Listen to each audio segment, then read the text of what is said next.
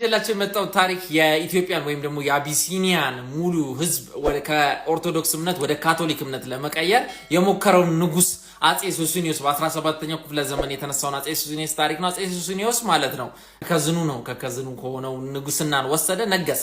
ከነገሰ በኋላ ምንድነው የሞከረው ነገር? ካቶሊክ ለማድረግ ነው ኦርቶዶክሶችን ሙሉ ኢትዮጵያኖችን ማለት ነው። ኢትዮጵያ ስላችሁ አቢሲኒያ ሰሜን ኢትዮጵያና እንደዚህ በሚያደርግበት ሰዓት ላይ ምንድነው ምክንያቱ ካላችሁ ምክንያቱን ንግባበት ፖርቹጋሎች ናቸው የገፋፉት። ይኸውልህ ፖርቹጋሎች በኢማም አህመድ ወይም ደግሞ በአህመድ ግራኝ ጊዜ ገብተዋል ለማገዝ ማለት ነው። ለማገዝ የአቢሲኒያን ነገስታቶች እነ ገላውዲዮስን ለማገዝ ስለገቡ ከዛ ጊዜ በኋላ አልወጡም ነበረ።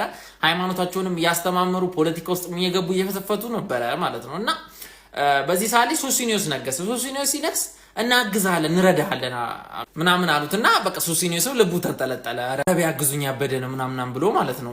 ተዳክማለች አቢሲኒያ ኪንግደም ተዳክማለች በጣም ለምን የአህመድ ግራኝ ካጠቃው በኋላ ውድምድሙ ነው ያወጣው ውጊያው ምናምን። ከዛ ገላውዲዮስም በቃ ውድምድም ነው የወጣው። ከዛ በኋላ ደግሞ የኦሮሞ ኤክስፓንሽን አለ። ኦሮሞ ኤክስፓንሽን ደግሞ ጥጉ ላይ ፒኩ ላይ ነው አዲስ ታይም እየለጠለጠ ያለበት ሰዓት ነው። ስለዚህ ሱስንዮስ ይሄን ፍራቻ አለበት። ገብቷቸዋል። መሳሪያ ያስፈልጋል። መሳሪያ ስለሚያስፈልገው ማንን ጠየቀ? ፖርቹጋሎች ደግሞ ምን ቢሉት ጥሩ ነው? ሱሲ እንዴት ነሽ? እቺ መሳሪያ ፈለግሻት እንዴ? ወረራ ፈራሽ ኤክስፓንሽኑ ምናምን ይሄ የሚገርም መሳሪያ እንዳይመስልሽ፣ ቀላል መሳሪያ እንዳይመስልሽ፣ የሚገርም ነው። ይደፋላል፣ ፈረሰኞቹ ምናምን ስርዓት ያስይዝላል፣ ትከበራለህ። አረ እናስ ስጡኛ ታዲያ መሳሪያውን ከፈለክማ ያው ታቅም የለ ወደ ካቶሊክ እምነት እኮ መቀየር አለብህ። እንዴት እስከመቼ ኦርቶዶክስ ሆነ? ትንሽ አይከብድም? ይሻላል።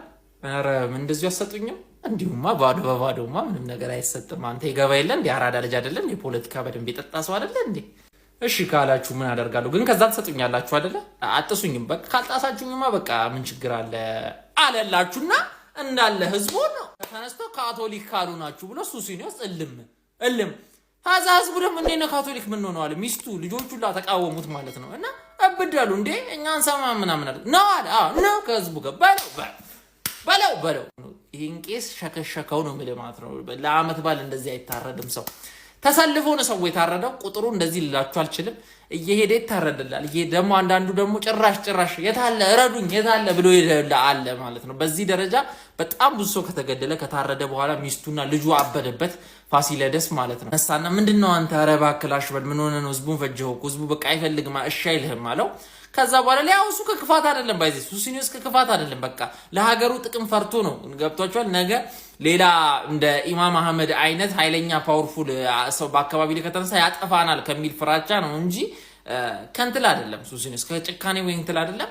በቃ ለፓወር ብሎ ነው ለአቅም ብሎ ነው በቃ። ከዛ በኋላ ላይ ስልጣኑን እንካ ልጄ ብሎ ለፋሲለደስ ልጁ ፋሲለደስ ነው ባይዘ እሺ ለፋሲለደስ እንካውሰድ ብሎ ሰጠ። ፋሲለደስ ከተቀበለ በኋላ ካቶሊኮቹን አባረረ። ካባረረ በኋላ ሙሉ ህጉን ወደ ኦርቶዶክስ መለሰው እላችኋለሁና ሱስንዮስ ጀግና ሰው ነው።